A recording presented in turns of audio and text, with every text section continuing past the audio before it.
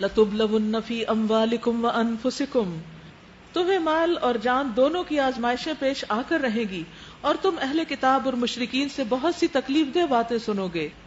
اگر ان سب حالات میں تم صبر کرو گے اور خدا ترسی کی روش پر قائم رہو گے تو یہ بڑے حوصلے کا کام ہے۔ ان اہل کتاب کو بھی وہ عہد یاد دلاؤ جو اللہ نے ان سے لیا تھا کہ تمہیں کتاب کی تعلیمات کو لوگوں میں پھیلانا ہوگا۔ لَتُبَيِّنُنَّهُ لِلنَّاسِ وَلَا تَكْتُمُونَهُ، اور اسے چھپانا نہیں ہوگا۔ یہ صرف ہمارا فریضہ نہیں ہے کہ ہم کتاب کو سب لوگوں تک پہنچائیں، یہ پہلی امتوں پر بھی فرض تھا، مگر انہوں نے اس کتاب کو پس پش ڈال دیا، اس کو اہمیت نہیں دی اور تھوڑی قیمت پر اسے بیچ ڈالا، یعنی اس سے دنیا کے فائدے کمائے، حقیر دنیا حاصل کی۔ کتنا برا کاروبار ہے جو یہ کر رہے ہیں۔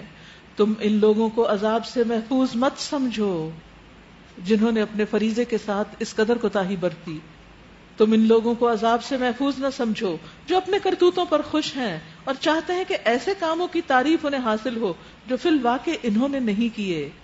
حقیقت میں ان کے لیے دردناک سزا تیار ہے۔ زمین و آسمان کا مالک اللہ ہے اور اس کی قدرت سب پر حاوی ہے۔ تو ہمارے لیے بھی اس میں سبق کیا ہے کہ ہمیں کیا کرنا ہے؟ اس کتاب کی تعلیمات کو لوگوں تک پہنچانا ہے، اور لوگوں تک پہنچانے کے لیے کئی طریقے ہو سکتے ہیں۔ ایک طریقہ کیا ہے کہ آپ خود لوگوں کو بول بول کر بتائیں۔ دوسرا یہ ہے کہ جو دوسروں نے بولا ہوا ہے اسے آگے پہنچائیں۔ مثال کے طور پر سود حرام ہے، اب آپ کسی سے بات کرتے ہیں تو وہ آپ سے آرگیومنٹ کرنے لگتا ہے اور مانتا نہیں، تو اس صورت میں آپ اس کو بعض اوقات ایکسپلین نہیں کر سکتے، بعض اوقات وہ خود کہتا ہے لاؤ دلیل کہاں لکھا ہے۔ تو ایسے میں بہت سی دلیلیں تو موجود ہوتی ہیں لیکن ہمیں نہیں ملتی، تو ان دلائل کو اکٹھا کر کے جو لیکچرز یا جو سیریز وغیرہ تیار کی گئی ہیں آپ مختلف مواقع کی مناسبت سے ان کو دے سکتے ہیں۔ مثلا اگر آپ کو پتا ہے آپ کے والد ہی کرتے ہیں یا بہن بھائی کرتے ہیں تو رمضان ایسا موقع ہے جس میں سب سننے کو تیار ہو جاتے ہیں الا ماشاء اللہ، تو اس میں کچھ لیکچرز آج مجھے یہاں دیے گئے ہیں کہ انٹروڈیوس کر دیا جائے، جیسے سود حرام کیوں ہے، پھر اسی طرح غصے کے بارے میں ہم نے پڑھا تو غصہ جو ہے اس کو کیسے کنٹرول کیا جائے، پھر باقی بھی کچھ چیزیں ہیں، خاص طور پر جیسے مال خرچ کرنے کے بارے میں ہمیں بار بار اس بارے میں ملتا ہے، تو صدقہ کرنے سے مال کم نہیں ہوتا، کیونکہ عموماً ہم اللہ تعالیٰ کا حکم سن کر بھی بیٹھے کے بیٹھے رہ جاتے ہیں کیونکہ ہمیں خوف ہوتا ہے، دنیا کی زندگی کا دھوکہ ہے نا، ڈسپشن، ہم نہیں سوچتے کہ سب پہلے بھی جو ہے اللہ نے دیا اور آئندہ بھی وہ دیتا رہے گا، اگر اس میں سے کچھ اللہ کے راستے میں دے دیں گے تو ہم بھوکے نہیں مر جائیں گے، بلکہ اللہ تعالیٰ اس میں برکت ڈالے گا اور یہ مال کی حفاظت کا ذریعہ بنے گا۔ اور یہاں سے سورۃ آل عمران کی آخری آیات شروع ہوتی ہیں جن کے ملنے پر نبی صلی اللہ علیہ وسلم شکر میں اتنا زیادہ روئے تھے کہ آپ کی داڑھی مبارک بھیگ گئی تھی۔ آپ نے فرمایا میں شکر گزار بندہ کیوں نہ بنوں اور اس شکر میں گریہ وزاری کیوں نہ کروں جبکہ اللہ تعالیٰ نے آج کی شب مجھ پر یہ مبارک آیات نازل کی ہیں۔ اور اس کے بعد آپ نے ان آیات کی تلاوت کی، ان فی خلق السماوات والارض واختلاف اللیل والنہار لآیات لأولی الالباب، زمین و آسمان کی پیدائش میں اور رات اور دن کے باری باری سے آنے میں ان ہوش مندوں کے لیے بہت سی نشانیاں ہیں جو اٹھتے بیٹھتے اور لیٹتے ہر حال میں خدا کو یاد کرتے ہیں، اللہ کو یاد کرتے ہیں اور آسمان و زمین کی ساخت میں غور و فکر کرتے ہیں، یعنی دل میں یاد ہوتی ہے اور دماغ غور و فکر میں لگا ہوتا ہے۔ وہ بے اختیار بول اٹھتے ہیں پروردگار یہ سب کچھ تو نے فضول اور بے مقصد نہیں بنایا، تو پاک ہے اس سے کہ بیکار کام کرے، بس اے رب ہمیں دوزخ کے عذاب سے بچا لے، تو نے جسے دوزخ میں ڈالا اسے در حقیقت بڑی ذلت اور رسوائی میں ڈال دیا، پھر ایسے ظالموں کا کوئی مددگار نہ ہوگا۔ مالک ہم نے ایک پکارنے والے کو سنا جو ایمان کی طرف بلاتا تھا اور کہتا تھا اپنے رب کو مانو، ہم نے اس کی دعوت قبول کر لی، بس اے ہمارے آقا جو قصور ہم سے ہوئے ہیں ان سے درگزر فرما، جو برائیاں ہم میں ہیں انہیں دور کر دے اور ہمارا خاتمہ نیک لوگوں کے ساتھ کر، آمین۔ یا رب جو وعدے تو نے اپنے رسولوں کے ذریعے سے ہم سے کیے ان کو ہمارے ساتھ پورا کر اور قیامت کے دن ہمیں رسوائی میں نہ ڈال، بے شک تو اپنے وعدے کے خلاف کرنے والا نہیں ہے۔ جواب میں ان کے رب نے فرمایا میں تم میں سے کسی کا عمل ضائع کرنے والا نہیں، خواہ مرد ہو یا عورت، تم سب ایک دوسرے کے ہم جنس ہو۔ لہٰذا جن لوگوں نے میری خاطر اپنے وطن چھوڑے، جو میری راہ میں اپنے گھروں سے نکالے گئے اور ستائے گئے اور میرے لیے لڑے اور مارے گئے، ان کے سب قصور میں معاف کر دوں گا اور انہیں ایسے باغوں میں داخل کروں گا جن کے نیچے نہریں بہتی ہوں گی. یہ ان کی جزا ہے اللہ کے ہاں، اور بہترین جزا اللہ ہی کے پاس ہے. ان فی خلق السماوات والارض واختلاف الليل والنهار لآیات لأولی الالباب الذین یذکرون اللہ قیاما وقعودا وعلى جنوبهم ويتفکرون فی خلق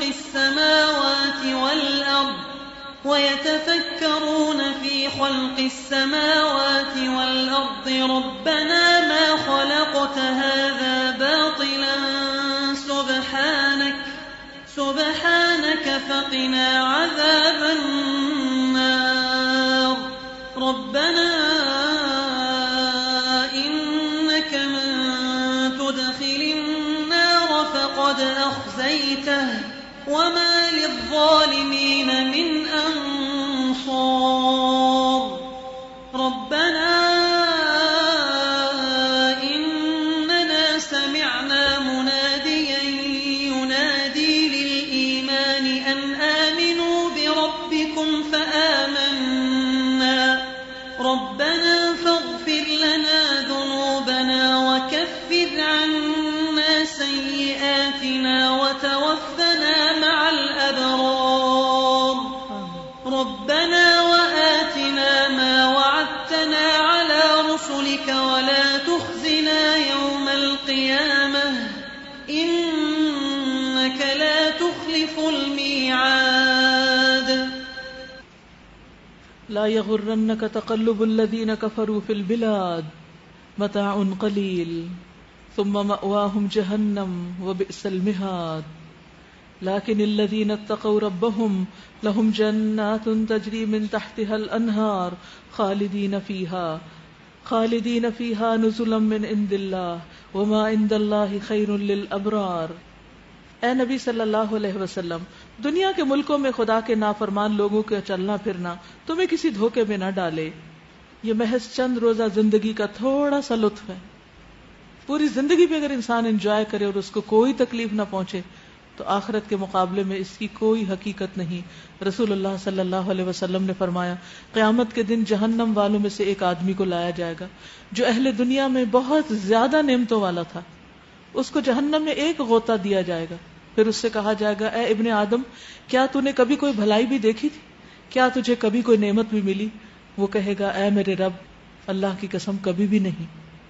لیکن عموماً ہم کیسے دھوکہ کھاتے ہیں اور کتنی دفعہ کھاتے ہیں. دنیا میں اگر ہم کسی کو کسی بھی طرح کامیاب دیکھتے ہیں، اور ہماری کامیابی کا عموماً معیار کیا ہے کہ جو جتنا زیادہ مالدار ہے اتنا ہی کامیاب ہے، یا دنیا میں جو جتنا پاپولر ہے شاید وہ اتنا ہی کامیاب ہے، یا دنیا میں اس کو کوئی بہت بڑا عہدہ یا رتبہ یا مرتبہ مل گیا تو وہ بہت کامیاب ہے. لیکن اگر آخرت میں نجات نہیں ہوئی تو وہ سب سے زیادہ ناکام ہے. مگر اس وقت ہمیں یہ بات سمجھ نہیں آتی. اسی لیے ہم کامیابیوں کے لیے اور سکسیس کا اور سکسیسفل لائف کا کرائیٹیریا کیا رکھتے ہیں؟ صرف دنیا کی کامیابی، آخرت کو کچھ بھی نہیں سمجھتے. تو یہاں کامیابی کا معیار دے دیا گیا، جو آگ سے بچا لیا گیا اور جنت میں داخل کر لیا گیا وہ دراصل کامیاب ہوا. تو دنیا کے چند روزہ زندگی کے یہ فائدے، یہ لطف تمہیں دھوکے میں نہ ڈالیں. ایسے لوگ سب جہنم میں جائیں گے جو بدترین جائے قرار ہے، یعنی خدا کی نافرمانی کے ساتھ جو زندگی بسر کر رہے ہیں. برعکس اس کے جو لوگ اپنے رب سے ڈرتے ہوئے زندگی بسر کرتے ہیں ان کے لیے ایسے باغ ہیں جن کے نیچے نہریں بہتی ہیں، ان باغوں میں وہ ہمیشہ رہیں گے.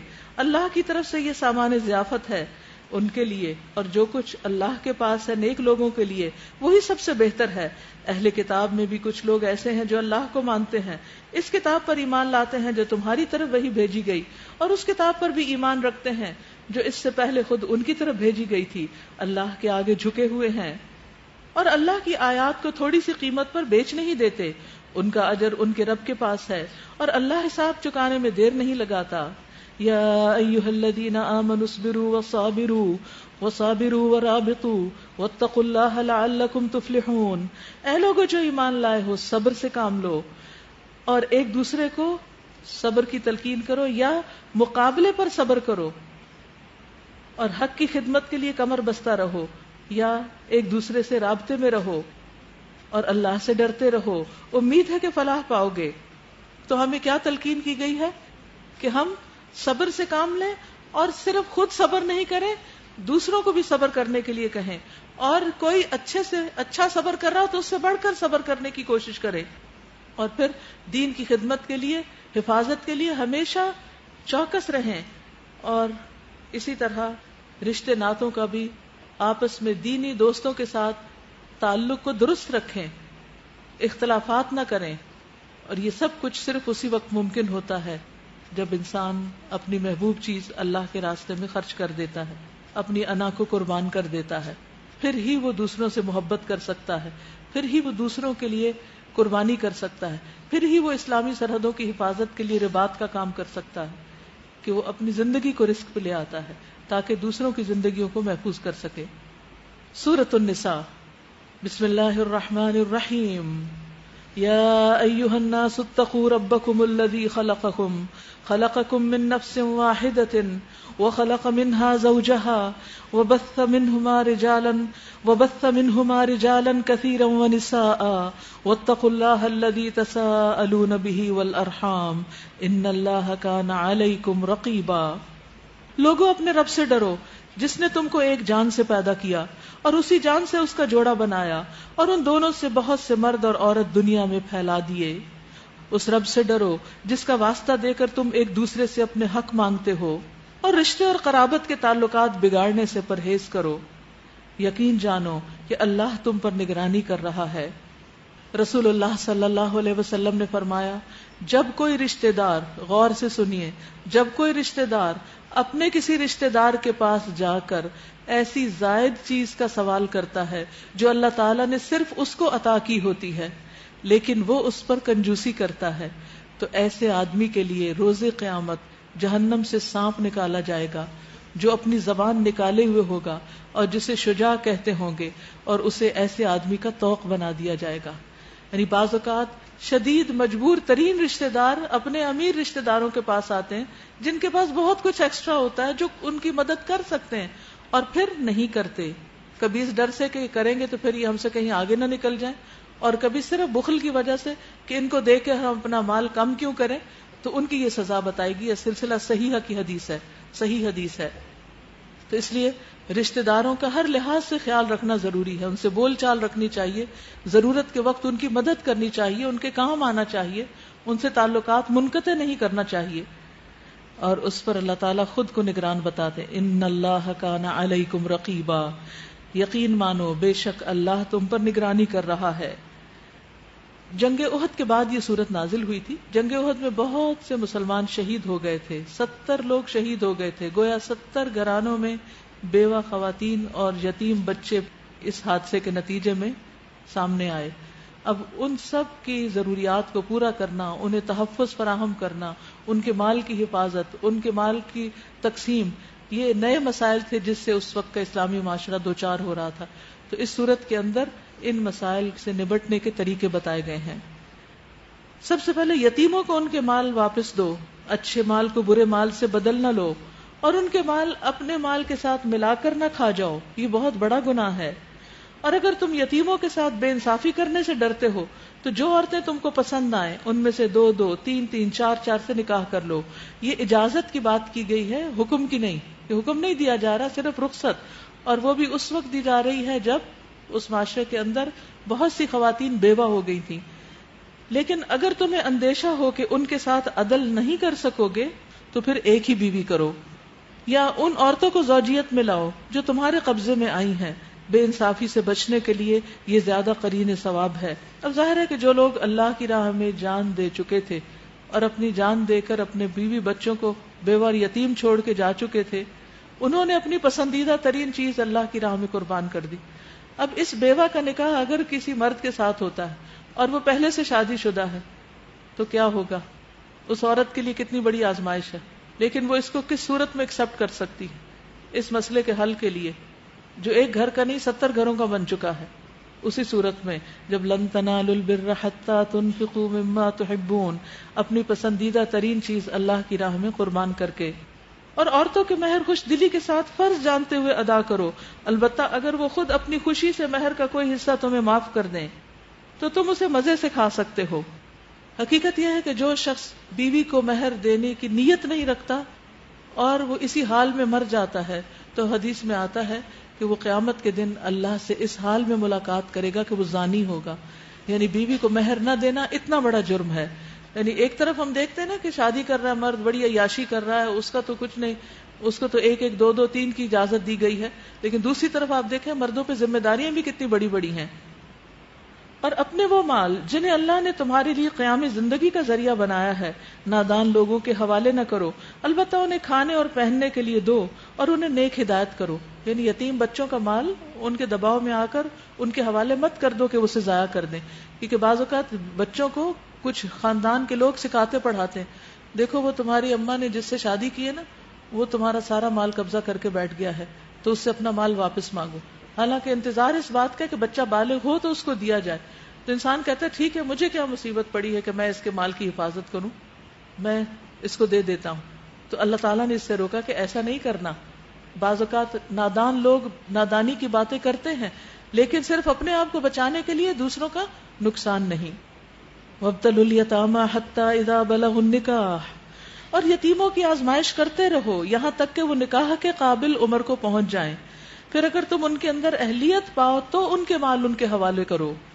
ایسا کبھی نہ کرنا کہ حد انصاف سے تجاوز کر کے اس خوف سے کہ ان کے مال جلدی جلدی کھا جاؤ کہ وہ بڑے ہو کر اپنے حق کا مطالبہ کریں گے. یتیم کا جو سرپرست مالدار ہو وہ پرہیزگاری سے کام لے اور جو غریب ہو وہ معروف طریقے سے کھائے. پھر جب ان کے مال ان کے حوالے کرنے لگو تو لوگوں کو اس پر گواہ بنا لو اور حساب لینے کے لیے اللہ کافی ہے.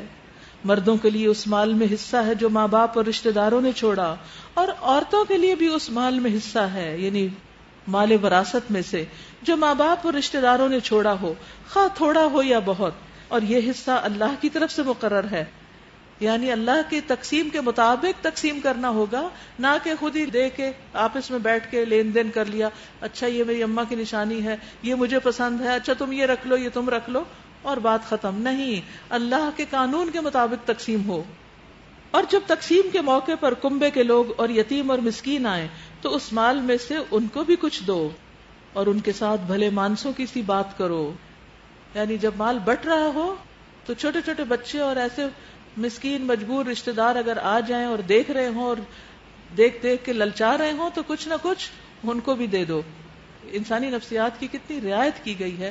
اللہ سبحانہ و تعالیٰ انسانوں کے دلوں کو جانتے ہیں، ان کے اندر کی کیفیات کو جانتے ہیں کہ یہ جب کسی کی چیز دیکھیں گے تو ان کا دل چاہے گا ہمیں بھی اس میں سے کچھ مل جائے، تو اس موقع پر ان کا دل نہ توڑو، انہیں بھی آفر کرو. اور اگر نہیں کچھ دے سکتے یا دینے کا نہیں ہے تو قولوا لهم قولا معروفا، اچھی طرح بات تو کر لو. ورنہ ایسے موقع پر جب کوئی تقسیم ہو رہی ہو یا کوئی خاص موقع ہو، اگر انوانٹیڈ لوگ گھر میں آ جائیں تو عموماً رویہ کیا ہوتا ہے ان کے ساتھ؟ بعض اوقات لوگ بد اخلاقی بھی برتتے ہیں، تو اس سے پرہیز کرنا چاہیے. لوگوں کو اس بات کا خیال کر کے ڈرنا چاہیے کہ اگر وہ خود اپنے پیچھے بے بس اولاد چھوڑتے تو مرتے وقت انہیں اپنے بچوں کے حق میں کیسے کیسے اندیشے لاحق ہوتے. یعنی ہر موقع پر انسان اپنے آپ کو اس جگہ پر رکھ لے اس سچویشن میں تو فیصلہ کرنا آسان ہو جاتا ہے. بس چاہیے کہ وہ خدا کا خوف کریں، اللہ سے ڈریں اور راستے کی بات کریں. جو لوگ ظلم کے ساتھ یتیموں کے مال کھاتے ہیں در حقیقت وہ اپنے پیٹ آگ سے بھرتے ہیں، وہ ضرور جہنم کی بھڑکتی ہوئی آگ میں جھونکے جائیں گے.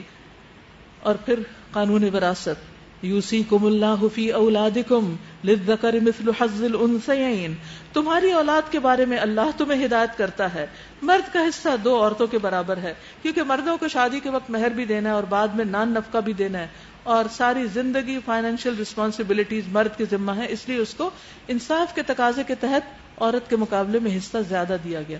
اور عورت کا حصہ تو اس کی مرضی ہے جو چاہے کرے، لیکن مرد کو جو ملے گا وہ اسے عورت پر بھی خرچ کرنا ہوگا.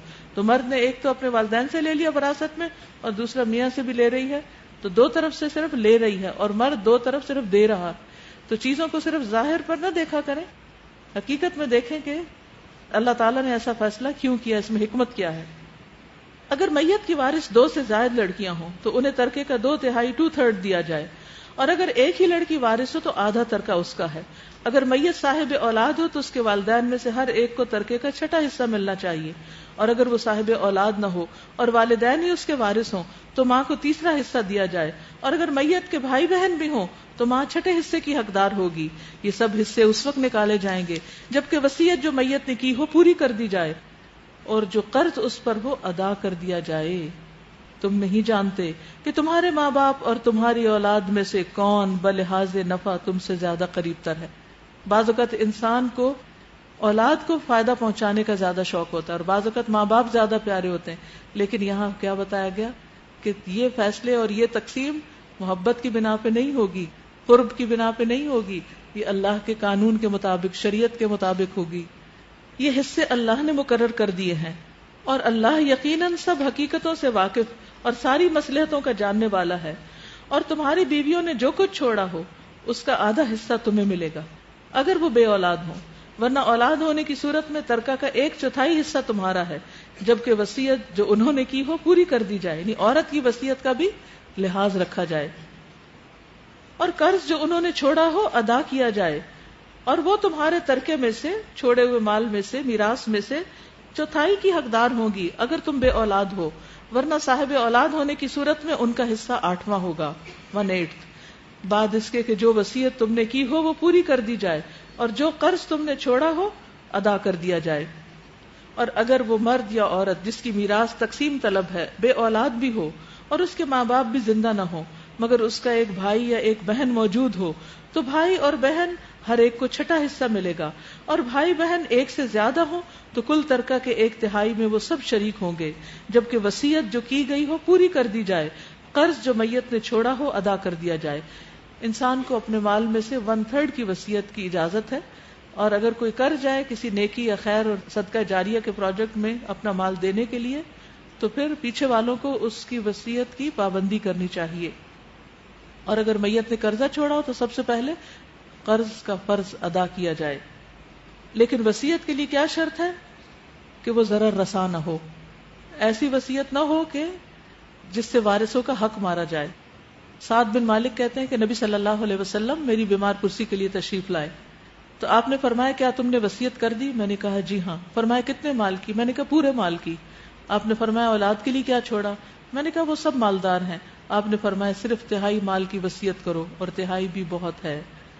اور ایک شخص نے مرتے وقت اپنے 6 کے 6 غلام آزاد کر دیے کہ وارثوں کو نہ ملے، اس کے علاوہ اس کے پاس کوئی مال نہیں تھا۔ جب نبی صلی اللہ علیہ وسلم کو یہ بات پہنچی تو آپ اس قدر ناراض ہوئے، فرمایا میں نے ارادہ کیا کہ اس کی نماز جنازہ نہ پڑھاؤں۔ ایک اور روایت میں آتا ہے کہ ایک انصاری نے موت کے وقت اپنے غلام آزاد کیے تو آپ نے فرمایا اگر میں اس کے دفن کیے جانے سے پہلے حاضر ہوتا تو میں اسے مسلمانوں کے قبرستان میں دفن نہ کرتا۔ اس نے اللہ کے حکم کا انکار کیا ہے اور اللہ کو ناراض کیا ہے۔ یہ حکم ہے اللہ کی طرف سے، اور اللہ دانا و بینا اور نرم خو ہے۔ یہ اللہ کی مقرر کی ہوئی حدیں ہیں۔ جو اللہ اور اس کے رسول کی اطاعت کرے گا اسے اللہ ایسے باغوں میں داخل کرے گا جن کے نیچے نہریں بہتی ہوں گی، اور ان باغوں میں وہ ہمیشہ رہے گا، اور یہی بڑی کامیابی ہے۔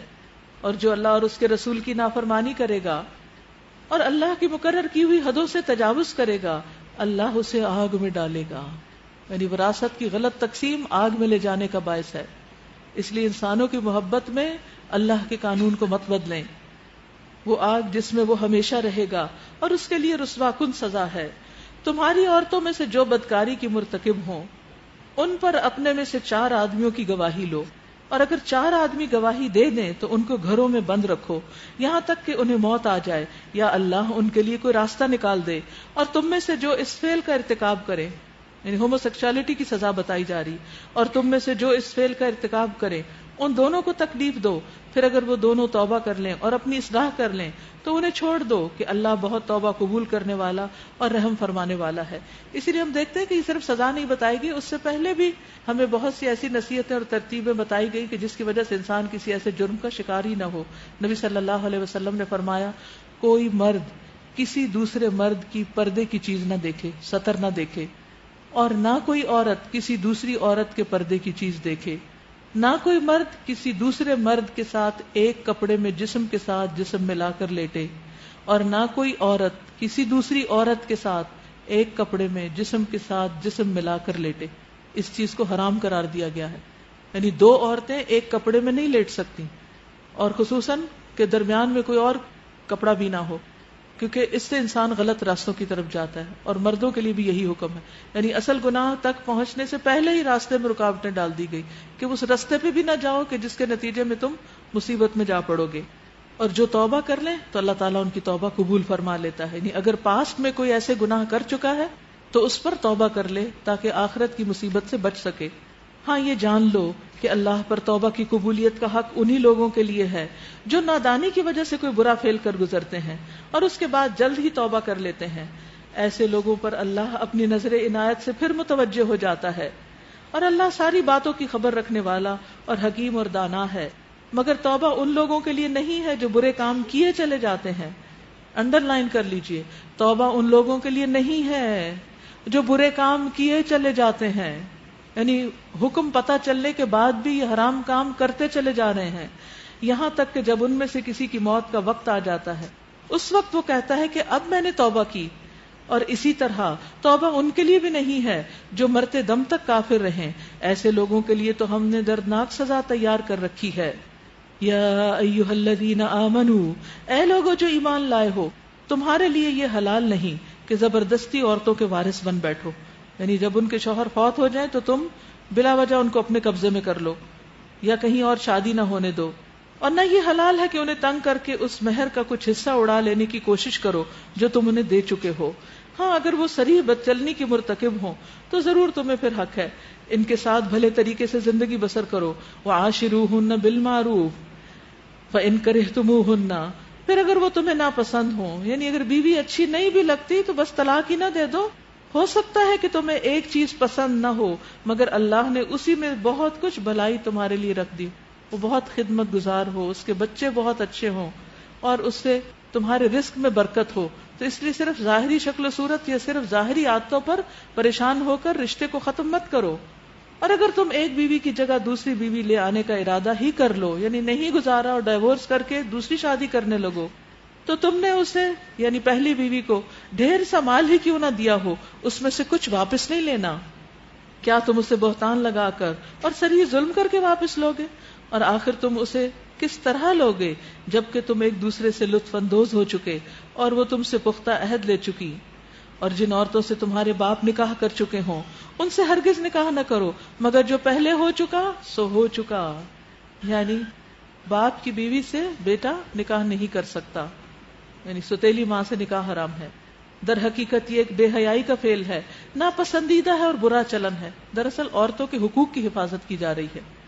حرمت علیکم امہاتکم وبناتکم واخواتکم وعماتکم وخالاتکم، تم پر حرام کی گئی تمہاری مائیں، یعنی ان سے ازدواجی تعلق قائم نہیں کر سکتے، تمہاری بیٹیاں، بہنیں، پھپھیاں، خالائیں. لیکن آج مسلمانوں کے اندر بھی ایسے واقعات ملتے ہیں جن میں بیٹیاں اور بچیاں اپنے ہی بھائیوں کے ہاتھوں، اپنے ہی ماموں اور چچاؤں کے ہاتھوں محفوظ نہیں، اور یہ حرمت والے رشتے بھی پامال کر دیے گئے ہیں. اس کے لیے بہت ضروری ہے کہ آپ اپنی عزت و عصمت کی حفاظت خود کریں، کیونکہ عورت کو اللہ نے اتنی سینس دی ہے کہ جب مرد کی نظر بدلتی ہے یا اس کے اندر کوئی ایسا خیال پیدا ہوتا ہے تو اس کو محسوس کر لیتی. تو جہاں کہیں بھی یوں محسوس کریں فوراً اپنے آپ کو بچائیں. خود اس بات کا اہتمام کریں کہ آپ ایسی جگہ کے پاس سے بھی نہ گزریں، اور فوراً کسی بڑے کو، اپنی ماں کو یا باپ کو خبردار کریں تاکہ وہ آپ کی حفاظت کرے. کیونکہ اللہ نے عورت کو بہت پریشیس بنایا ہے. وہ مرد کی تفریح کے لیے نہیں ہے صرف کہ جو اس سے جب جی چاہے دل بہلائے. اپنے آپ کو اتنا سستا نہ کریں. تم پر حرام کی گئی تمہاری مائیں، تمہاری بیٹیاں، تمہاری بہنیں، پھپھیاں، خالائیں، بھتیجیاں، بھانجیاں، اور تمہاری وہ مائیں جنہوں نے تمہیں دودھ پلایا ہے، جن کے دودھ تمہارے جسم کا حصہ بنے ہیں، اور تمہاری دودھ شریک بہنیں، اور تمہاری بیویوں کی مائیں، اور تمہاری بیویوں کی لڑکیاں جنہوں نے تمہاری گودوں میں پرورش پائی ہے. یعنی عورت اگر پہلے سے شادی شدہ ہے اور وہ بچے ساتھ لائی ہے تو ان کی بھی حفاظت ضروری ہے. ان بیویوں کی لڑکیاں جن سے تمہارا تعلق زن و شو ہو چکا، ورنہ اگر صرف نکاح ہوا ہو اور ازدواجی تعلق قائم نہ ہوا ہو تو انہیں چھوڑ کر ان کی لڑکیوں سے نکاح کر لینے میں تم پر کوئی مواخذہ نہیں.